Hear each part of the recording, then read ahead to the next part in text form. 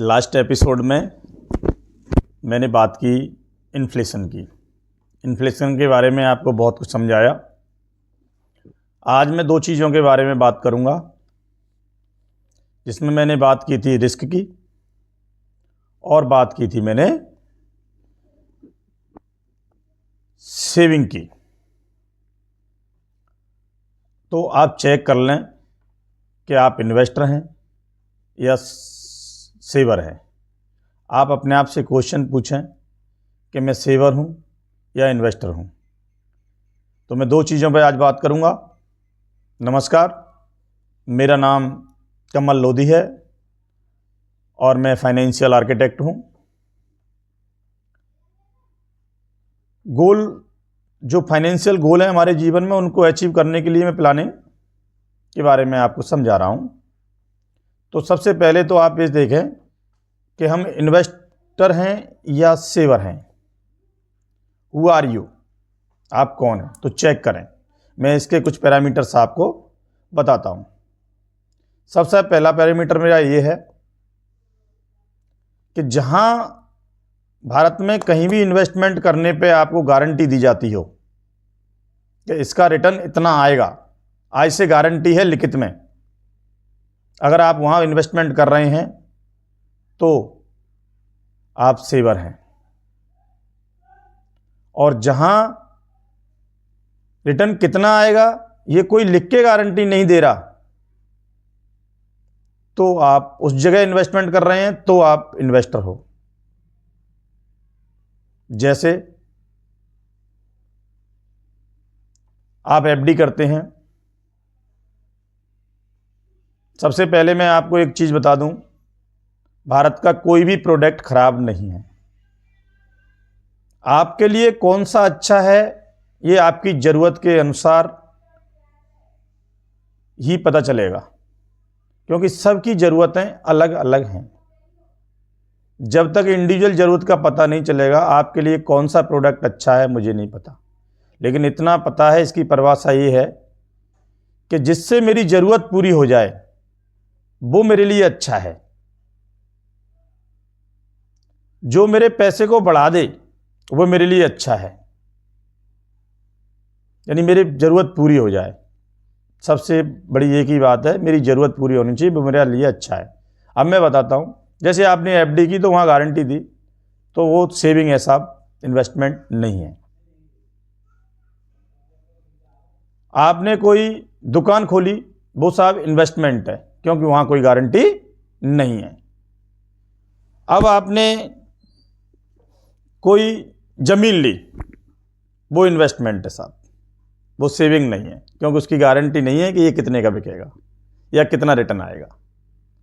आपने जहां कहीं भी इन्वेस्टमेंट किया है वहां संपत्ति सर्जन नहीं हो रहा है, तो वो सेविंग है।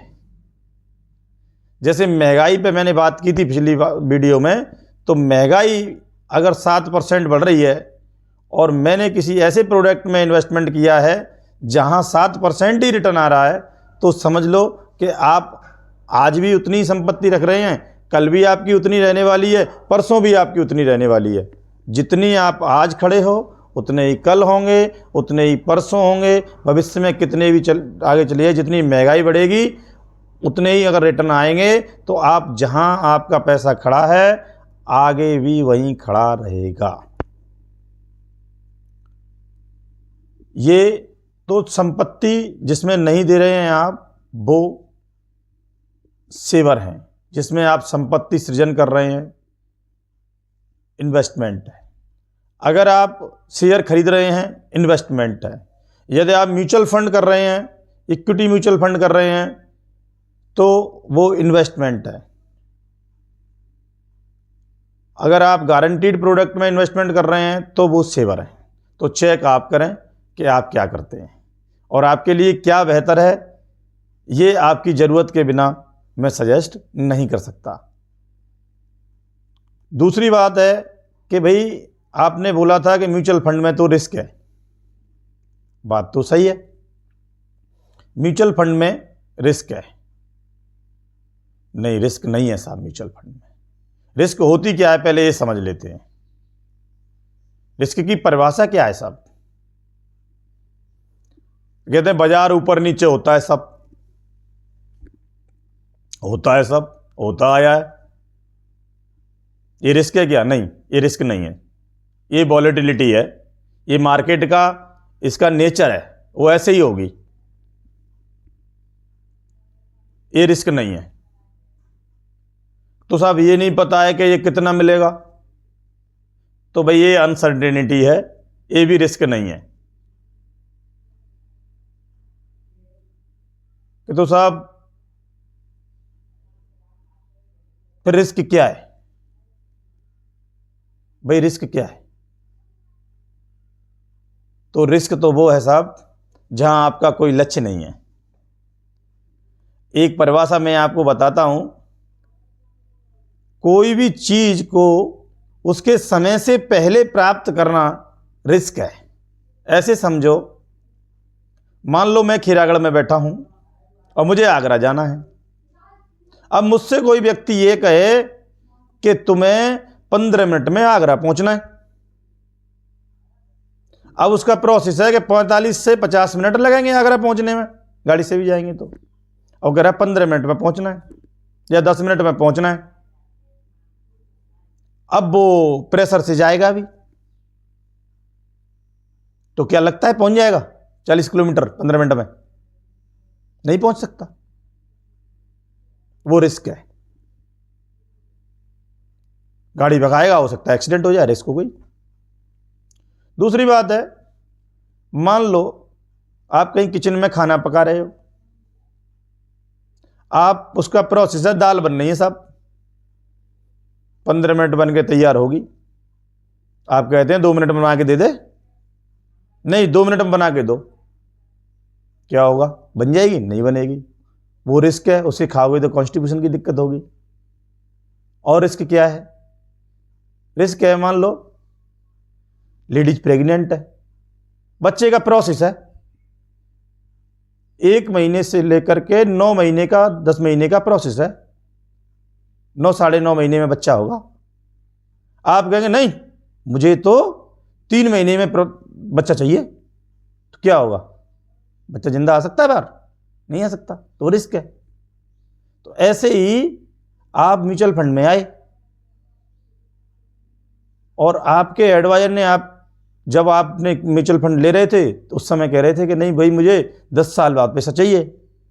जैसे ही बाजार गिरे, उसने तो एसेट एलोकेट करके आपके फंड को एलोकेट करके उसमें इन्वेस्टमेंट किया, और जैसे ही फंड गिरे, जैसे ही मार्केट गिरी, फंड नीचे आए, आपको जी पैसा चाहिए, मुझे इतने बना के दे तुरंत। तो ऐसा कैसे हो जाएगा? तो वो रिस्क है। तो म्यूचुअल फंड में बिल्कुल भी रिस्क नहीं है यदि आपका लक्ष्य पहले से तय है। तो रिस्क वही है कि समय से पहले हमको रिजल्ट चाहिए, वो रिस्क है। बाजार है, ऐसे ही चलेगा, ऐसे ही चलता आया है। अगर आपको संपत्ति सर्जन करना है तो बाजार से अच्छा रिटर्न कोई बनाने वाला नहीं है। और दूसरी बात, मैं आपको एक चीज़ और बताऊं कि इसमें सेविंग अकाउंट भी होता है जो 6 से 7% रिटर्न देता है, और आपके बैंक अकाउंट में केवल 2 से 2.5% रिटर्न आता है। इस पर बात मैं अगली वीडियो में करूंगा, क्योंकि समय की पाबंदी है। ये 8-10 मिनट का ही वीडियो बनाना ज़्यादा बेहतर रहता है, प्रेफर रहता है कि भाई इतना लंबा समय किसी का नहीं लिया जाना चाहिए। तो मैं इस बात को, सेविंग अकाउंट वाली को, अगले वीडियो में करूंगा। अगर आपको वीडियो अच्छी लगी हो तो शेयर करें, चैनल को सब्सक्राइब करें। मेरे चैनल पे कोई मोटिवेशन, कोई इन्फ्लुएंस, कोई वैसा नहीं मिलेगा। जो चीज़ें मिलेंगी वो रियल मिलेंगी, जो आपकी जीवन से जुड़ी हुई हैं वही मिलेंगी, देसी भाषा में मिलेंगी, जो आपकी समझ में आए चीज़ें।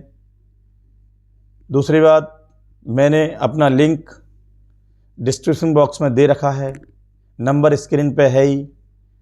अगर आपको कोई क्वेरी है तो आप जानकारी ले लें। दूसरी बात, अगर आपको अपने कुछ फाइनेंशियल गोल्स हैं उनके बारे में डिस्कस कर सकते हैं। हम और हमारी टीम आपका पूरा सहयोग करेगी। आपने वीडियो को सुनने में अपना कीमती समय दिया, पूरा सुना, इसके लिए हृदय की गहराइयों से बहुत बहुत धन्यवाद। आपको नमस्कार।